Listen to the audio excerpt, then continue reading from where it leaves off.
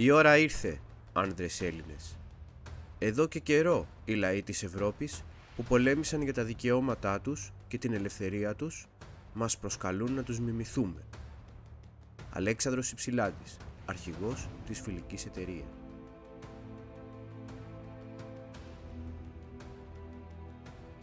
Κεφάλαιο 16. Η εξέγερση στη Μορδοβλαχία.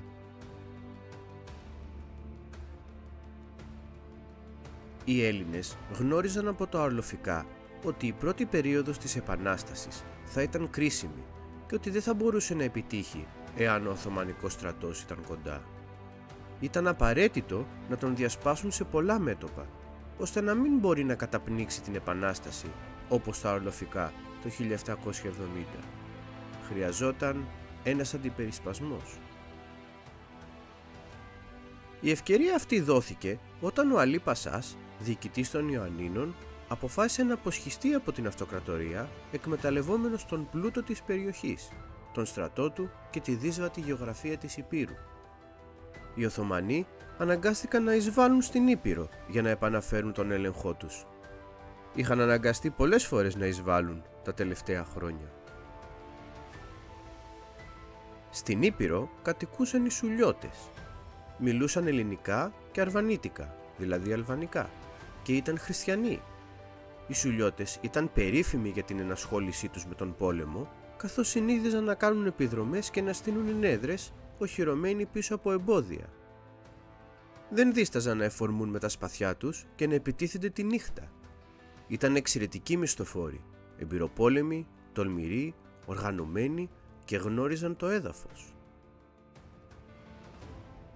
Και οι Οθωμανοί και ο Αλή Πασάς προσπάθησαν να τους υποτάξουν, ωστόσο κανένας τους δεν τα είχε καταφέρει.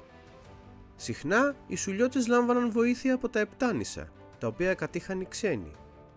Το Σούλι, η περιοχή που είχαν τα χωριά τους, ήταν καλά οχυρωμένο και δύσβατο. Οι Σουλιώτες είχαν εξελιχθεί σε μεγάλο πρόβλημα για τους Τούρκους στην περιοχή.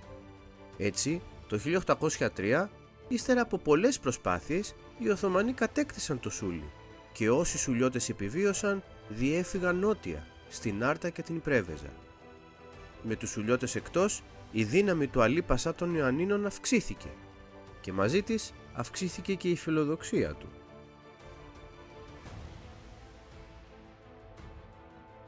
Ο Αλή Πασάς, ανενόχλητος και αποκομμένος από την υψηλή πύλη, απέκτησε μεγάλο πλούτο, συγκεντρώνοντας την περισσότερη γη στα χέρια του. Επένδυσε τον πλούτο αυτό, μετατρέποντας τα Ιωάννινα στο μεγαλύτερο εμπορικό κέντρο της περιοχής και διατηρώντας 15.000 μισθοφόρους στρατιώτες. Το 1820 ήταν έτοιμος να πραγματοποιήσει το σχέδιό του. Οι Οθωμανοί ζήτησαν από τους Σουλιώτες να πολεμήσουν με το μέρος τους, εκδιώκοντας τον Αλή Πασά το 1820. Σε αντάλλαγμα θα τους έδιναν τον Σούλι πίσω. Έτσι, όσο οι ετοιμασίες για την Επανάσταση κορυφώνονταν, το 1821 ξεκίνησε με τους Οθωμανούς να εισβάλλουν στην Ήπειρο μαζί με τους Σουλιώτες. Ενώ συνέβαιναν αυτά, η Φιλική Εταιρεία αποφάσισε η Επανάσταση να ξεκινήσει ταυτόχρονα σε δύο περιοχές. Η Μορδοβλαχία θα ήταν η πρώτη.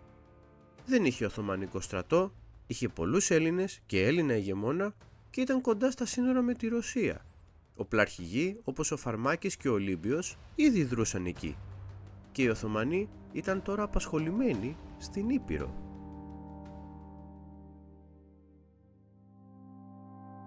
Τον Φεβρουάριο του 1821 ο Αλέξανδρος Υψηλάντης πέρασε τον ποταμό Προύθο και κήρυξε την Επανάσταση στο Ιάσιο. Έπειτα, με τους 2.000 άνδρες που συγκέντρωσε, κατευθύνθηκε προς το Βουκουρέστι, το οποίο και κατέλαβε.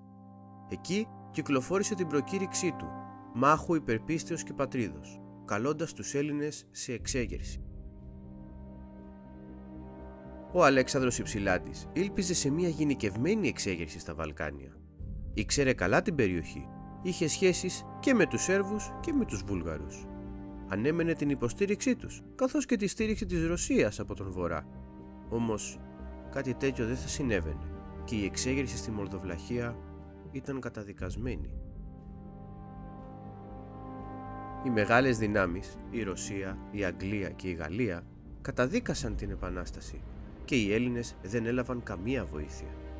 Ο Τσάρος καθαίρεσε τον Ιψηλάντη από τον Ρωσικό στρατό και έδωσε άδεια στους Οθωμανούς να εισβάλλουν.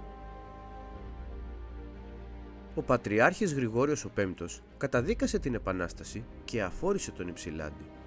Η βοήθεια από τους Σέρβους και τους Βούλγαρους δεν ήρθε ποτέ και πάρα πολλοί Έλληνες αρνήθηκαν να συμμετάσχουν. Κάποιοι, μάλιστα, ενώθηκαν με τον Οθωμανικό στρατό που πλησίαζε. Στη μάχη του Δραγατσανίου, τον Ιούνιο του 1821, ο Ιψηλάντης και οι Έλληνες αντιμετώπισαν τους υπέρτερους αριθμητικά Οθωμανούς και ιτήθηκαν. Ο Ιερός Λόχος, το στρατιωτικό σώμα στο οποίο συμμετείχαν Έλληνες φοιτητές, αποδεκατίστηκε. Ο Ιψηλάντης και κάποιοι άνδρες του κατέφυγαν στην Αυστρία. Άλλοι Έλληνες προσπάθησαν να διαφύγουν στη Ρωσία. Οι Οθωμανοί τους πρόφτασαν στο Σκουλένι, όπου ήταν οχυρωμένοι. Μπροστά στα μάτια του ρωσικού στρατού, που παρακολουθούσε από την απέναντι πλευρά του ποταμού, οι Έλληνες προτίμησαν να πεθάνουν παρά να περάσουν απέναντι. Οι οπλαρχηγοί Φαρμάκης και Ολύμπιος οχυρώθηκαν στη μονή Σέκου, όπου αντιστάθηκαν ενάντια σε 2.000 Τούρκους. Σύντομα όμως τους τελείωσαν τα πολεμοφόδια και οι προμήθειες. Ο Φαρμάκης ανατινάχτηκε και ο Ολύμπιος με τους άνδρες του εκτελέστηκαν.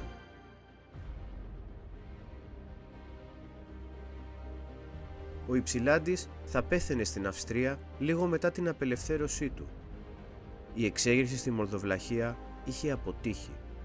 Όμως το γενναίο του σχέδιο και οι θυσίες των Ελλήνων είχαν αγοράσει χρόνο.